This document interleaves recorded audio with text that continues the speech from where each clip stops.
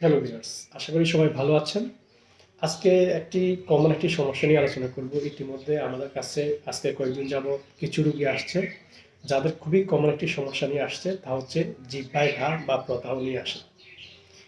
আজকে আমরা জানবো এই জিহ্বা ঘা হওয়ার কারণগুলি কি রয়েছে এবং এটার লক্ষণ এবং এটা কিভাবে ভালো হয়। আজকে আমরা সেই বিষয় নিয়ে আলোচনা করব। তো জিহ্বা প্রদাহ বা যাকে আমরা গ্লোসাইটিস বলে থাকি, এটা দেখা দিলে আমাদের জিহ্বা ফুলে যায়, লালচে বর্ণ ধারণ করে এবং ব্যথা হয় এবং জিহ্বা মসৃণ হয়ে যায়। তবে এর কিছু নির্দিষ্ট কারণ রয়েছে, যে কারণগুলোর ফলে আমাদের জিহ্বায় ঘা হয়ে থাকে বা প্রদাহ দেখা দিয়ে থাকে।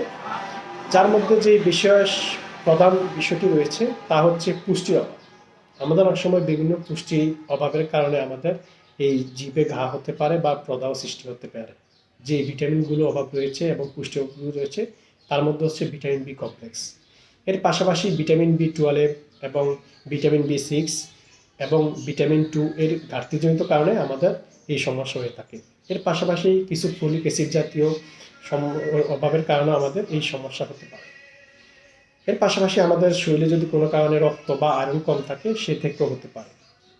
তবে আবার সংক্রমিত জনিত কারণেও আমাদের জিহ্বায় প্রদাহ হয়ে থাকে, যার মধ্যে রয়েছে ব্যাকটেরিয়াজনিত সমস্যার কারণে এবং ভাইরাল বা ফাঙ্গালের ইনফেকশন থেকে আমাদের জিহ্বা প্রদাহ বা ঘা হতে পারে।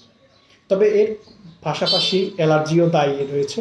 অ্যালার্জির কারণেও আমাদের এই জিহ্বায় প্রদাহ বা ঘা দেখা দিতে পারে। যদি আমরা কোনো কারণে জিহ্বায় আঘাত পাই বা আমাদের দাঁতের কামড় খেয়ে থাকি, সে থেকেও হতে পারে আমাদের জিহ্বায় প্রদাহ বা ঘা হতে পারে। এই পাশাপাশি যদি আমরা কোনো ধারালো জিনিস মুখে নিয়ে চাপ নিয়ে বা খাওয়ার সময় আমাদের জিহ্বা কেটে যেতে পারে, এটা হাড় হোক বা মাছের কাঁটা হোক। এর পাশাপাশি আমাদের কিছু অভ্যাসগত কারণেও আমাদের জিহ্বায় ঘা হতে পারে, যার মধ্যে রয়েছে ধূমপান বা অতিরিক্ত অ্যালকোহল গ্রহণের ফলে। এর পাশাপাশি অন্যান্য কিছু কারণও রয়েছে আমাদের জিহ্বার প্রদাহ বা ঘা হওয়ার কারণ, যার মধ্যে রয়েছে কিছু ওষুধ এবং কিছু মানসিক দুশ্চিন্তা থেকেও আমাদের এই জিহ্বা প্রদাহ সৃষ্টি হতে পারে।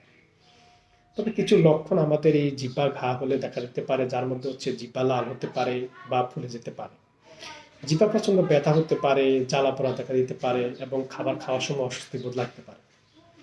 তবে চিকিৎসা রয়েছে আমাদের জিহ্বা প্রদাহ বা ঘায়ের জন্য, যার মধ্যে রয়েছে আমরা যদি সঠিক কারণ নির্ণয় করি এবং কোন পুষ্টির অভাবে আমাদের এই জিহ্বা ঘা হচ্ছে, এই নির্দিষ্ট সমস্যা নির্ণয় করার পরে আমরা এই ব্যবস্থা নিলে আমাদের এই ঘায়ের সমস্যা দূর হতে পারে।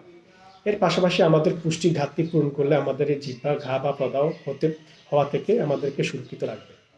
কিছু সংক্রমণের চিকিৎসা নিলে, ভাইরাস বা ফাঙ্গাল ইনফেকশনের বা এগুলোর চিকিৎসা, সংক্রমণজনিত সমস্যার চিকিৎসা নিলে আমাদের ঘা ভালো হতে পারে। তবে জীবনযাত্রায় কিছু পরিবর্তন আনতে হবে, যেমন আমরা ধূমপান বর্জন করতে হবে এবং অ্যালকোহল খাওয়া থেকে বিরত থাকতে হবে। তাই ভিউয়ার্স, আসুন আমরা এই নিয়মগুলো পালন করব এবং আমাদের জিহ্বা ঘা বা প্রদাহ থেকে নিজেকে সুস্থ এবং স্বাভাবিক রাখবো। ভিডিওটি ভালো লাগলে লাইক এবং শেয়ার দিয়ে দেখার এবং জানার সুযোগ করে দেবেন। সবাইকে ধন্যবাদ।